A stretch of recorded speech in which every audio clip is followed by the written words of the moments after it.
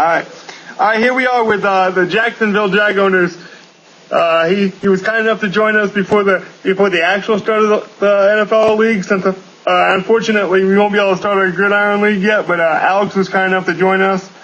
As always, I'm Logan. This is Stocks, and Alex is our kind guest tonight. Welcome, Alex. Welcome, Alex. Glad you can have me. How's it going, buddy? It's going right here. Pre-season's going on. Yeah. You looking forward to, is this your first league that you've been in, or? Yeah, first time, yeah. First time I've had a chance, so. Yeah.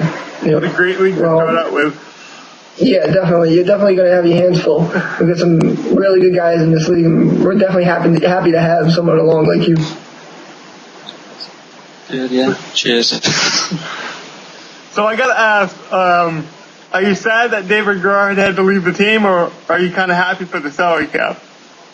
Well, it opens up about $9 million extra salary cap, making my team have $37 million roughly, which is the most out of any team, which is quite nice to have, especially for potentially future years, because there's quite a few players I'm going to have to re-sign, etc. If I can re-sign them, I'm not sure about whether the league manager allowed it or not, but if so, I'll do that. Yeah, it's quite nice, but it would be quite nice to have that extra quarterback depth around. But yeah, who wouldn't complain? I think David Garrard could go for quite a high price for free agency, because he's probably the top quarterback at free agency at the moment. So. Yeah, with that in play, are you going to be looking for another quarterback, or are you just going to stick what you have on your roster, McCown and Gabbert? I'm not sure. I need to have a decent look in free agency. When I see something I like, maybe I'll go for it. If not, maybe I'll pick up someone if I need to. Someone gets injured. That way, I've got potentially an extra roster spot for, say, another position. For example, like an extra tight end, which at the moment I've already planned on having two on the roster. It's got two fullbacks, etc. So here's the golden key. Who would you start day one? Is it the guy on the roster, or are you going to be picking the person you pick up maybe in a trade via trade? Probably the person on the roster, because pre-season started to get used to him a bit more. Especially with Blaine Gabbert, perhaps going to put loads over the next coming seasons. McCown, maybe not. Probably just there as a backup, Okay. So Gabbett's going to start day one? More than likely, yeah. Unless there's someone very good who I could end up picking up, which I doubt. It doesn't seem like it at the moment, because the asking price would be too high for a trade, and there's not really that much depth in free agency. So you've been practicing with Gabbett?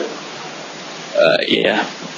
Well, to begin with, I started doing a bit of. What do you think of him on that? A bit of Gabbett, so yeah. What do you think of him in that? He's alright. He's a rookie, so his deep track she isn't great. But if I establish this running game, he can play very effectively. In the last preseason game I played, he got 230 odd yards, 75% completion rating, 3 touchdowns. And I established the running game well with Maurice Jones-Drew with about 160 something yards. So as long as I do that, I think as long as I keep people in coverage, try and keep them off the blitz. Alright, so I just pulled up Gabbett's stats. He's a 75 overall, 75 speed. His awareness is only 50. His throwing power is a 90. That's not bad.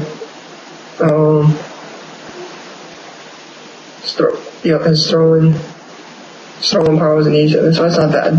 Just to clarify, Alex is talking about preseason. He means going into the Madden community that we created and playing and getting used to your players, and I think that's a great way to do it.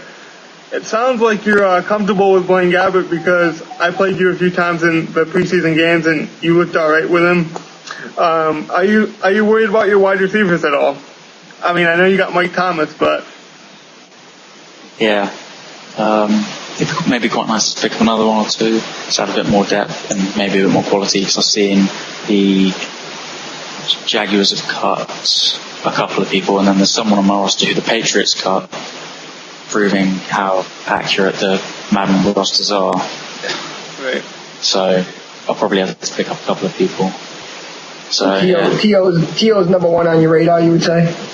Yeah, and with the salary cap, I can probably afford him. Although it's fact the last 1 year, it's just probably end up overpaying too much for him. As long as he only lasts 1 year, lasts any more than that, I'm in trouble.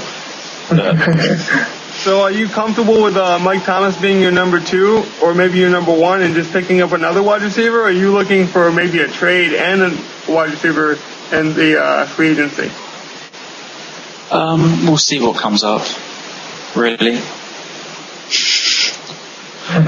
So would a 2 tight end be a lot of play in the Jacksonville Jaguars repertoire this year? Yeah, because with Mercedes Lewis.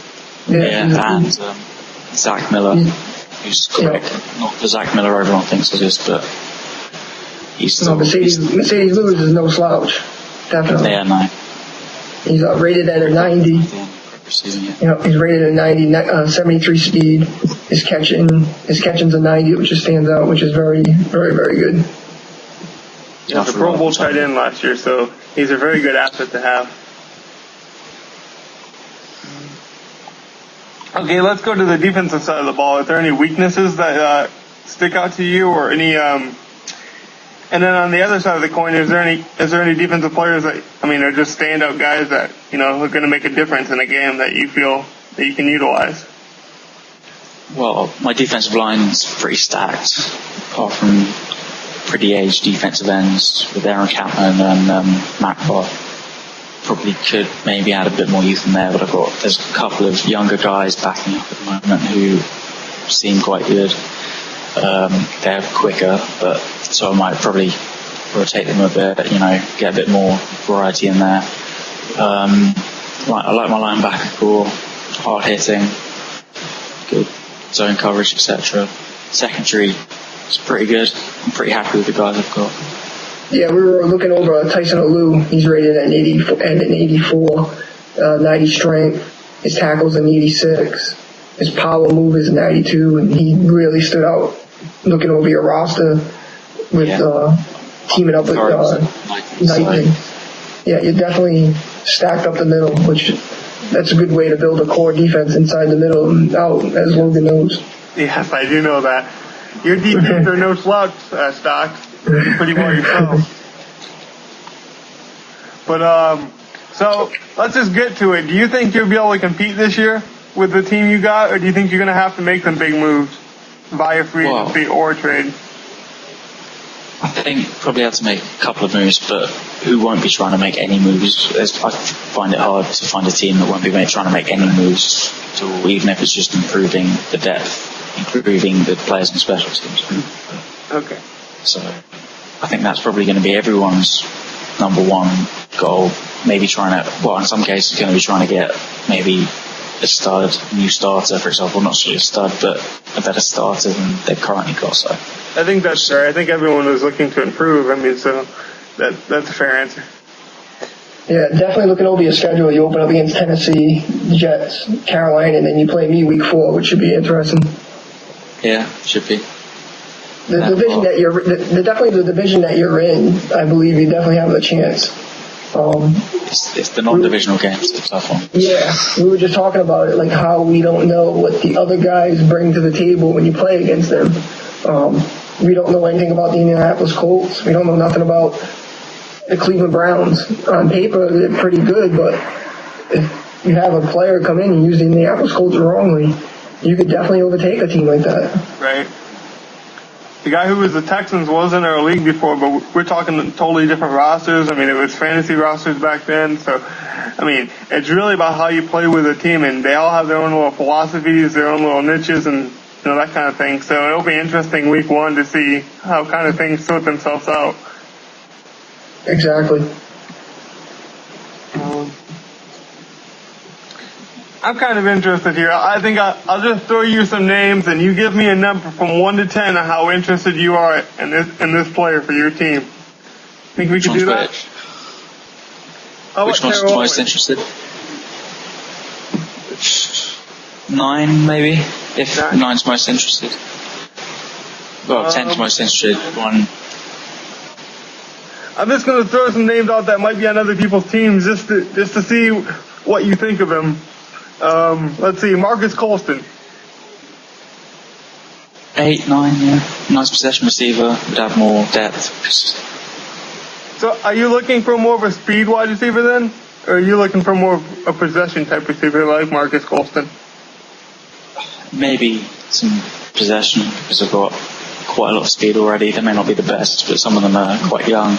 Nice chance to develop. Mike Thomas is probably the most veteran receiver on my roster out of the most speedy guys the guy I choose to use. So from the guy that comes to mind when you talk about speed and hands is Holmes from the Jets. What do you think of that him? would be quite nice to get, you know. Huh? You think he's quite nice? Yeah, he's quite nice, you know. He's not a bad receiver. What about TJ Houshmandzadeh? Everyone's talking about Terrell Owens in the free agency, but do you have your eye on TJ? Kind of, yeah. It's kind of, if you look at the stats though, compared TJ to T.O., there's a massive gap. I think TJ will come considerably cheaper than T.O., so right. It's definitely a nice option. Although, for example, I'd definitely be willing to throw some less money on TJ because he will last longer. A couple of other guys have got my draft list here and my cut list here, so ready for free agency to start and just get on with it. Actually, looking over your running backs, you got Greg Jones and Owens both rated at 84. You're pretty stacked at fullback. Do you have any plans on moving any of those guys or using the two-back system to help MJD out? What's your plan with those two guys? Because not too many guys have 84 rated power fullbacks like that on their team. That's valuable. It is quite hard to shift a fullback to get a decent price for them because they're generally an underrated position. But when you've got a decent fullback on your team, it really helps with the running game, especially when Maurice Jones through the power running game like that. Yeah. Maybe looking to shift one of them, but only if I get a decent price, because just invaluable on special teams and just adding more depth. Because, for example, if I'm an injury at fullback, which is quite likely with a power running game, it's always nice to have a decent backup or just get some rotation in there so both of them keep getting decent playing time. Just get them both playing, really. If one of them gets injured, the other guy can step up. So exactly. Yep. We got about another minute here, so I'll let you close out the show with any kind of comments that you wanted to make to your opponents, to the league, to anyone. So is there any kind of closing comments that you want to say? Good luck to everyone. Hope everyone has a good season, I suppose, apart from against me. You know, don't want to make it too hard for myself. Well, you're too modest. We still have about 2 minutes left. So,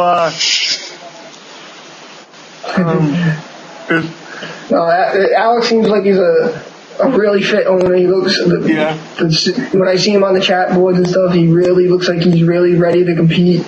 And it's like an owner like this that can take a team on paper and on that and don't have a really superstar team like the Packers and the Steelers, but he's putting the work in, and this is a great example for teams like the Bengals, the Bills, that if you do your homework and you put this effort in, something's going to happen here to Alex. Alex is going to come around and he's going to have a decent team within a year, and that's not far from right now. So kudos to you, Alex. I mean, that's the way to do it with a team like that.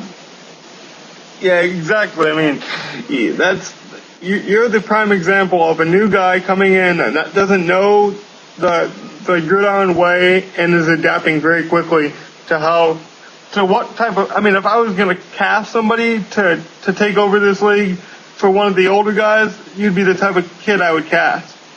Exactly.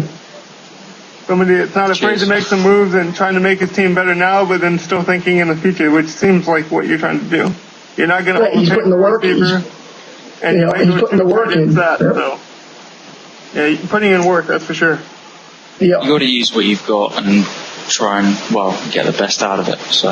Yeah. Yeah. Well, keep doing that. It's going to have good output.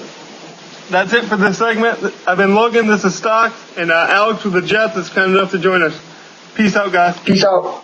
Cheers. Peace.